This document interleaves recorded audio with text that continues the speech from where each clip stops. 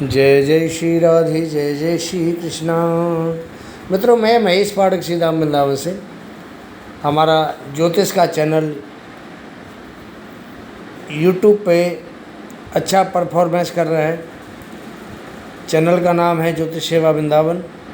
आप सभी दर्शकों का उसी चैनल के माध्यम से मैं स्वागत करता हूं और आपके सहयोग से चैनल अच्छा ग्रो कर रहा है, इसलिए आप सभी धन्यवाद के पात्र हैं। प्रिय दर्शकों, आज की बात करते हैं चतुर्थ भाव की, कि कैसे हमारे जीवन में चतुर्थ भाव महत्वपूर्ण स्थान रखता है। आज हम विचार करेंगे कि चतुर्थ भाव हमें क्या क्या सुख प्रदान करता है। चतुर्थ भाव की पूरी जानकारी आपको इस प्रोग्राम के माध्यम से आज देने जा रहे हैं। पूरा वीडियो देखें, अंत में आपको सभी ग्रहों का चतुर्थ में क्या प्रभाव होता है ये भी ज़रूर बताएंगे, और सबसे अंत में कुछ उपाय जो आपके चतुर्थ भाव को संवारने में आपके बहुत काम आएंगे, और आपको ये भी बताएंगे कि आप अपने चतुर्थ भाव को कैसे सही कर सकते हैं, कैसे शुभ कर सकते हैं। इसलिए इस वीडियो को अंत तक देखें, बने रहें। तो प्रिय दर्शकों, चतुर्थ भाव सुख का भाव होता है। चतुर्थ भाव माता का भाव होता है। माँ का सुख कितना मिलेगा या नहीं मिलेगा, माता का स्वास्थ्य कैसा रहेगा, आपके पास अपना रहने योग्य मकान होगा या नहीं होगा, आपके पास वाहन कैसा होगा या नहीं होगा, घर का सुख मिलेगा या नहीं मिलेगा, अचल संपत्ति का क्या आपकी कुंडली में योग है, आपके ये हृदय का भी भाव है, कहीं आपके जीवन में हार्ट अटैक या हार्ट से संबंधित कोई रोग तो नहीं होगा। अपनी जो हमारी छाती होती है, इसको हम चेस्ट भी कहते हैं, चेस्ट का विचार भी इसी भाव से करते हैं। कृषि, भूमि, मकान, फ्लैट, कोठी, बंगला, फार्म हाउस का विचार भी इसी भाव से करते हैं। श्वास नली, हमारे फेफड़े, लक्ष्य, जल, प्रेम प्रसंग, बाग बगीचा, मनोरथ, पति पत्नी का यश और उनका जो कार्य क्षेत्र, ये दर्शकों का भाव भी है, ऑडियंस का भाव भी होता है। पालतू पशु का विचार भी इसी भाव से करते हैं। मानसिक शांति, मानसिक शक्ति, सुगंध, पैतृक संपत्ति, घर का निर्माण, पेट का विचार, भाई का धन, पुत्र की विदेश यात्रा, क्योंकि ये पंचम भाव से द्वादश भाव होता है और द्वादश भाव होता है विदेश यात्रा का, तो उसका विचार भी इसी भाव से करते हैं। पति पत्नी में अदालती झगड़े, इन बातों का विचार चतुर्थ भाव से किया जाता है। इसके अलावा एक महत्वपूर्ण विचार और है, वो है मन हमारा। चतुर्थ भाव मन का होता है, और जो चतुर्थ का कारक जो होता है वो होता है चंद्रमा। चतुर्थ भाव में चंद्रमा कारक होता है। तो हमारे शास्त्रों में भी चंद्रमा के बारे में कहा है कि चंद्रमा मनसो, कि चंद्रमा मन का कारक है। अब चंद्रमा कुंडली में जहाँ बैठता है वो हमारी चंद्र राशि होती है, उसको हम कहते हैं मून शाइन। चंद्रमा जिस भी भाव पर बैठता है तो उसी भाव के बारे में मन में विचार आते हैं। जैसे अगर आपकी जन्म कुंडली में चंद्रमा अगर लगन में बैठा होगा तो सिर्फ आप अपने व्यक्तित्व और अपने बारे में ही विचार करेंगे। चंद्रमा आपका द्वितीय भाव में बैठा होगा तो सिर्फ आप अपने धन और अपने परिवार को कैसे बढ़ाना है उसके बारे में विचार करेंगे। सप्तम में बैठा होगा तो या तो आप पति पत्नी के बारे में सोचेंगे, और पति है तो पत्नी के बारे में, और पत्नी है तो पति के बारे में ज़्यादा सोचेगी। और ये भाव व्यापार का भी होता है। अगर किसी व्यक्ति अपने मन में सप्तम भाव में चंद्रमा बैठा है तो व्यापार के बारे में बहुत सोच विचार करता है कि कौन सा जुगाड़ करूं, कौन सा काम करूं जिससे मेरी ज़िंदगी बढ़िया चले। हमारी कुंडली में 4 केंद्र स्थान होते हैं, पहला, चौथा, 7वां और 10वां, इनको हम केंद्र कहते हैं।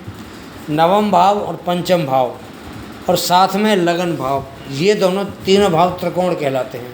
तो जो पहला भाव होता है वो केंद्र भी कहलाता है और वो त्रिकोण का भाव भी कहलाता है। अब बात करते हैं कुछ योगों की, कि अगर आपकी कुंडली में वो योग हैं तो आपके पास अच्छा मकान, वाहन, सब सुविधा आपको मिलेगी ज़िंदगी में। इसके बाद बात करेंगे आपसे कि अगर आपके चतुर्थ भाव में कोई ग्रह बैठा है तो वो आपको क्या फल देगा। पहले कुछ योग की बात करते हैं कि चतुर्थ भाव का स्वामी किसी भी केंद्र या त्रिकोण में स्थित होगा तो वो व्यक्ति कई फ्लैटों का मालिक होता है, स्वामी होता है। चतुर्थ का स्वामी अपनी उच्च राशि में हो, मूल त्रिकोण राशि में हो, स्वग्रही हो, उच्चाभिलाषी हो या मित्र क्षेत्री हो, शुभ ग्रहों से युक्त हो या दृष्ट हो, तो वह व्यक्ति जमीन जायदाद मकान का अपनी ज़िंदगी में सुख प्राप्त करता है। एक और योग आपको और बताते हैं कि आपकी कुंडली में मंगल बलवान हो, अपनी उच्च मकर राशि का होकर के लगन में बैठा हो, पंचम भाव में बैठा हो या नवम भाव में बैठा हो, और चतुर्थ भाव में कोई भी पाप ग्रह शनि या राहु या सूर्य या केतु ऐसा ग्रह बैठा हो, तो उस व्यक्ति के पास में अतुल भू संपदा होती है, अचल भू संपदा होती है। चतुर्थ भाव का स्वामी और दसम भाव का स्वामी केंद्र या त्रिकोण में युति बनाएं दोनों मिलकर के, तो व्यक्ति को सुख सुविधाओं से युक्त सरकारी बंगले में जीवन गुजारता है, या तो बड़ा राजनायक होगा या कोई बड़ा नेता होता है। तो ये जो योग है ज़्यादातर जो नेता या राजनायक होते हैं उनके कुंडलियों में पाया जाता है। अब बात करते हैं आपसे सूर्य देवता की। अगर किसी का चतुर्थ भाव में सूर्य बैठा है, अगर सूर्य बली हो तो जातक मित्रवान, राजनीति में सफल होगा, राजमान्य होगा, उत्तम ग्रह वाहन से सुखी होगा। निर्बल सूर्य से चतुर्थ भाव में होने की अहंकारी, उद्विग्न चित्त वाला, सुखहीन, मित्रहीन और हृदय रोग से पीड़ित और वाहन से कष्ट उठाने वाला होता है। और ऐसे जातक के माता के सुख में भी कमी रहती है। एक बात और, यहाँ के चतुर्थ भाव में अगर सूर्य होगा तो उसको हार्ट अटैक की शिकायत होने के पूरे चांस होते हैं। तो ऐसे सूर्य के ऊपर अगर किसी पाप ग्रह की दृष्टि हो तो सूर्य की महादशा में ऐसे जातक को हार्ट अटैक अवश्य होता है। बात करते हैं चंद्रमा की। चतुर्थ भाव में अगर क्षीण चंद्रमा हो तो जातक की माता को कष्ट रहेगा, खांसी, हृदय रोग से पीड़ित होगा। अगर चंद्रमा बली होगा तो इष्ट मित्रों से युक्त होगा, प्रसन्न रहेगा, संतुष्ट रहेगा, लोकप्रिय होगा, क्योंकि ये ऑडियंस का भाव होता है तो समाज में बड़ा उसको अच्छा मान सम्मान मिलता है। जल और माता से प्रीति करने वाला होगा और स्वप्नदर्शी होता है। मानसिक चंचलता से युक्त होगा तो आयात और निर्यात से लाभ कमाने वाला ऐसा जातक होता है। बात करते हैं मंगल की कि चतुर्थ भाव में अगर मंगल है तो पहली बात तो ये होगी कि जातक वहाँ मांगलिक योग बनाएगा। अगर मंगल अपने घर का हो, उच्च का हो, नीच का हो तो मंगल योग नहीं होता है, लेकिन बाकी और किसी और स्थिति में बैठा होगा तो वहाँ मंगल योग बनता है। स्त्री सुख में बाधा आएगी, 8वें वर्ष में पिता को कष्ट होगा, ग्रह में कोई न कोई दोष होगा। यदि मंगल के साथ में राहु या शनि हो तो जातक कई बार सुसाइड भी कर सकता है। ऐसी पोजीशन उसके सामने क्रिएट हो जाती है कि उसको सुसाइड तक भी करना पड़ जाता है। माता पिता संबंधियों के सुख में बाधा होगी। हाई ब्लड प्रेशर उसको हमेशा रहेगा। मन में क्रोध होगा। यदि अग्नि राशि होगी चतुर्थ भाव में तो आवास को अग्नि से बह रहेगा। जहाँ वो रहता है वहाँ थोड़ा उसको अग्नि से बच के रहना होगा।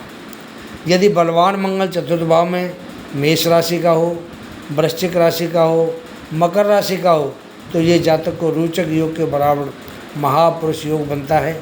ऐसा जातक जिंदगी में बहुत ज़्यादा तरक्की करता है, समाज में इसका बहुत मान सम्मान होता है। कृषि कार्य और ज़मीन ज़्यादा से भी ऐसे जातक को लाभ प्राप्त होता है। बात करते हैं बुध की। अगर चौथे घर में बुध बलवान होकर बैठा है तो जातक सुखी रहेगा, सुंदर मकान और वाहन से युक्त होगा, मित्र और संबंधियों से इसका मेल मिलाप बहुत अच्छा रहेगा, कला कौशल से युक्त होगा, विनम्र होगा, लोकप्रिय होगा, राजनायक होगा, व्यावहारिक होगा, खेती व्यापार से धन धान्य कमाने वाला होगा, लेखक तथा राज दरबार में अधिकार प्राप्त करने वाला होगा और परिवार के जो लोग हैं उसके वचनों का आदर करेंगे, उसकी बात को मानेंगे। यदि बुध का शनि या राहु से कोई संबंध होता तो चोरी या धोखे के कारण ऐसे जातक को हानि उठानी पड़ती है। धन हानि भी जीवन में संभव होती है और निर्बल बुध अगर चौथे घर में होगा तो जातक निर्लज्ज होगा, अपने वचन से मुकरने वाला होगा, स्वार्थी होगा और चलचित्त होगा, उसका मन चलायमान होता है और उसकी जो सोसाइटी है वो अच्छे लोगों के साथ नहीं होती है। अब बात करते हैं गुरु महाराज की। अगर गुरु महाराज चौथे घर में बैठे हैं तो देखिए चौथा भाव कालचक्र कुंडली में कर्क राशि का बनता है। तो कर्क राशि अगर हम मान के चलते हैं और वहाँ गुरु जैसा ग्रह बैठता है तो मेरे ख्याल से तो बहुत ही अच्छी पोजीशन में आता है। वो जातक सुखी होगा, संतुष्ट होगा, विद्वान होगा, आध्यात्मिक होगा, दानी होगा, अच्छी धारणा, अच्छी बुद्धि वाला होगा, भूमिपति कहा जा सकता है उसको, स्वच्छ हृदय वाला, उत्तम दुधारू पशुओं को पालने वाला, वाहन सुख से युक्त होगा और बड़े घर में रहने वाला होगा। तो राजा के मान में उसका, राजा की तरह उसका एक बड़ा जो एक रौब होता है, रहन सहन होता है और राजाओं जैसा होगा। अगर यहाँ गुरु कमज़ोर हो तो अचल संपत्ति को नष्ट करने वाला होगा, पराश्रय में रहना पड़ेगा, दूसरे घर में किराए पे या किसी के आश्रित बन के उसको रहना पड़ेगा और आर्थिक कठिनाइयों का ऐसे जातक को सामना करना पड़ सकता है। शुक्र अगर चौथे घर में बैठा हो तो शुक्र वैसे यहाँ का कारक होता है वाहन का, तो वाहन का कारक होता है, शुक्र बैठा है तो वाहन तो उसको देगा ही देगा, उसके अलावा और क्या करेगा। जातक साफ सफाई पसंद होगा, सुगंध का प्रेमी होगा, अपनी माता से प्यार करने वाला होगा और अच्छा सुखमय आनंदमय जीवन बिताने वाला होगा। सुंदर कलात्मक आवास और वाहन आदि से युक्त होगा। गीत का, संगीत का, अभिनय कला का ऐसा जो आदमी होता है वो निपुण होता है इन भाषा सब कार्यक्रमों में। और ऐसे जातक को ज़िंदगी में अच्छे वाहन का सुख मिलता है। घरेलू कार्यों तब जो एक उत्सव होते हैं उनमें भाग लेने की इसमें बड़ी रुचि रहती है। घर में दूध, दही और चांदी की अधिकता रहती है और घर साफ सुथरा माहौल घर का होता है। अगर शुक्र पीड़ित हो, निर्बल हो तो जातक का नैतिक पतन संभव होता है। बात करते हैं शनि महाराज की कि शनि महाराज चतुर्थ में बैठा है तो क्या प्रभाव आपको देगा। यदि शनि चतुर्थ भाव में हो तो जातक जो बचपन होता है उसमें निर्बल होगा, सुस्त होगा और ऐसा जो बच्चा है माता के लिए थोड़ा कष्ट पैदा करने वाला होता है। घरेलू जीवन में दुखी, एकांत प्रिय होगा, वाहन और आवास की हानि होगी, स्थान परिवर्तन से जातक को करना पड़ेगा, बंधुओं से आरोप और कष्ट मिलेगा, बात जन्य रोग और खुश्क खांसी होगी, उत्तराधिकार की संपत्ति से वंचित होना पड़ेगा, मिथ्या अपवाद, झूठा आरोप, मानसिक पीड़ा होगी, पशु भय होगा, तो आलसी और आचारहीन होगा। शनि द्वारा पाप ग्रहों षष्ठेज अथवा अष्टमेश से युति होने पर या दृष्टि होने पर हृदय रोग और हाथ पैर जैसे आदमी के कंपन होता है, कांपते हैं, तो उसकी पोजीशन ऐसी हो जाएगी। ऐसा जातक लोभी और स्वार्थी होगा। यदि शनि मकर राशि का, कुंभ राशि का, तुला राशि का हो तो जो शश नामक योग बनता है उसके प्रभाव से जातक राजपुरुष बनेगा। उपरोक्त अशुभ फलों के स्थान पर शुभ फल प्राप्त होंगे।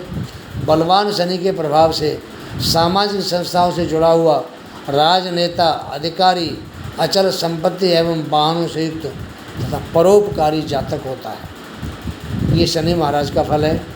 बात करते हैं राहु केतु की।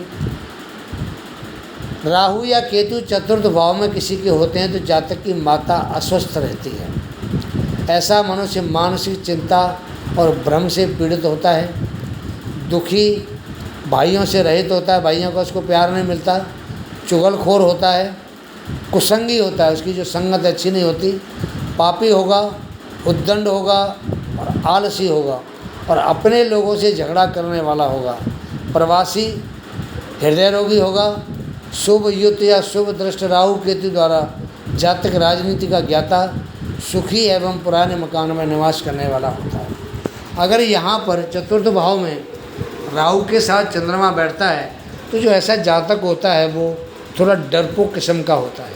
उसको अपने बारे में हमेशा एक डर, एक भय उसके दिमाग में घुसता रहता है कि कहीं मेरे साथ ऐसा ना हो जाए। वो स्वार्थी भी होता है।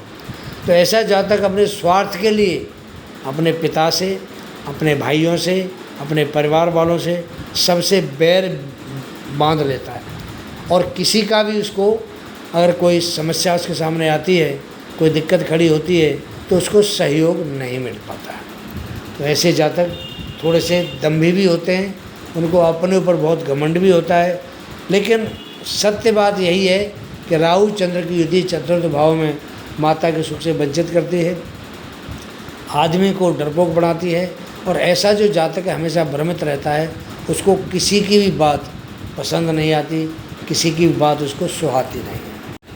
अब बात करते हैं मित्रों कि अगर चतुर्थ भाव आपका पाप प्रभाव में है, या चतुर्थ भाव का जो स्वामी है चतुर्थेश है वो किसी पाप प्रभाव में है, और चतुर्थ भाव के आपको अगर फल पूर्ण रूप से नहीं मिल पा रहे हैं, ऐसे में आपको क्या उपाय करना चाहिए। देखिए, पहला उपाय बताते हैं कि चतुर्थ भाव का जो कारक होता है वो चंद्रमा होता है। तो चंद्रमा हमारे मन का कारक है, और मन को शांत करने के लिए, चंद्रमा को शुभ करने के लिए सबसे अच्छा जो उपाय है वो है दूध का। आप नित्य भगवान भोलेनाथ को अगर दूध से उनका रुद्राभिषेक करते हैं, उसमें थोड़ा मिष्ठान भी डालें, थोड़े चावल भी डालें दूध के अंदर, तो आपका जो चंद्रमा है वो आपको शुभ प्रभाव देने लग जाएगा। और आपके जो चतुर्थ भाव की जो बात है, चतुर्थ भाव की जो बात है, अगर चंद्रमा थोड़ा शुभ होगा तो चतुर्थ भाव भी आपका थोड़ा थोड़ा शुभ होना शुरू हो जाएगा। और आप नित्य अगर भोले बाबा की सेवा करते हैं तो आपको चतुर्थ भाव की जो सुख है वो पूर्ण रूप से मिलना शुरू हो जाएगा। चतुर्थ भाव पर कोई पाप प्रभाव है, या कोई वहाँ पाप ग्रह बैठ के आपको नुकसान दे रहा है, तो आपको उस ग्रह का दान करना चाहिए। आप उस ग्रह का दान करेंगे, उसके जो कारक वस्तु हैं उनको किसी को दान कीजिए, या उसकी जो कारक वस्तु है उसको आप जल प्रवाह करिए, तो जो पाप प्रभाव है वो आपके चतुर्थ भाव से दूर हो जाएगा और आपको उसका शुभ फल मिलना शुरू हो जाएगा। तो मित्रों, आज मैंने आपको चतुर्थ भाव के बारे में A to Z पूरी जानकारी दी कि चतुर्थ भाव हमारी ज़िंदगी में क्या महत्व रखता है, चतुर्थ भाव में ग्रह होंगे तो वो क्या करेंगे, और चतुर्थ भाव के जो स्वामी हैं अगर किसी प्रकार वो पाप प्रभाव में है तो उनके लिए क्या उपाय करना चाहिए। वीडियो आपको कैसा लगता है इसके बारे में अपनी राय दें। अगले वीडियो के लिए तैयारी के लिए आपको हमें समय चाहिए। अगला वीडियो लेके आपके सामने फिर हाजिर होंगे। तब तक के लिए आज्ञा दीजिए। जय जय श्री राधे, जय जय श्री कृष्णा, श्री कृष्णा, श्री कृष्णा।